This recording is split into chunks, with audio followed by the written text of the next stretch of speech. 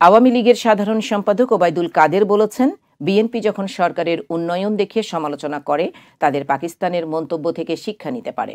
দেশের উন্নয়নে তারা অন্ধকার দেখতে পায়। হীন মানসিকতার পরিচয় দিচ্ছে বিএনপি।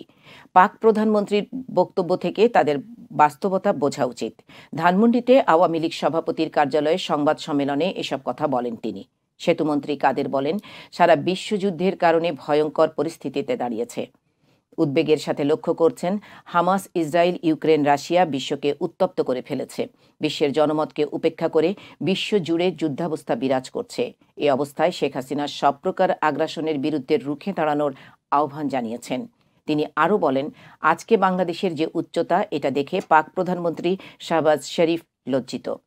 বাংলাদেশ যখন পূর্ব পাকিস্তান ছিল, পাকিস্তানি নেতাদের কাছে বোঝা মনে হতো। সেই বোঝাই এখন উন্নতিতে অনেক এগিয়ে গেছে, যা দেখে তারা লজ্জিত হয়েছে। ওবায়দুল কাদের বলেন, বিএনপি যখন সরকারের উন্নয়ন দেখে সমালোচনা করে তাদের পাকিস্তানের মন্তব্য থেকে শিক্ষা নেওয়া উচিত। দেশের উন্নয়নে তারা অন্ধকার দেখতে পায়, হীন মানসিকতার পরিচয় দিচ্ছে। পাক বক্তব্য থেকে তাদের বাস্তবতা বোঝা উচিত। তারা কথায় কথায় ডামি নির্বাচন বলে, অথচ তারা নিজেরাই ডামি রাজনৈতিক দলে পরিণত। তারা মনে করেছিল তারা অংশ না নিলেও সরকার বৈধ হবে না, অথচ ঘটেছে ঠিক তার বিপরীত।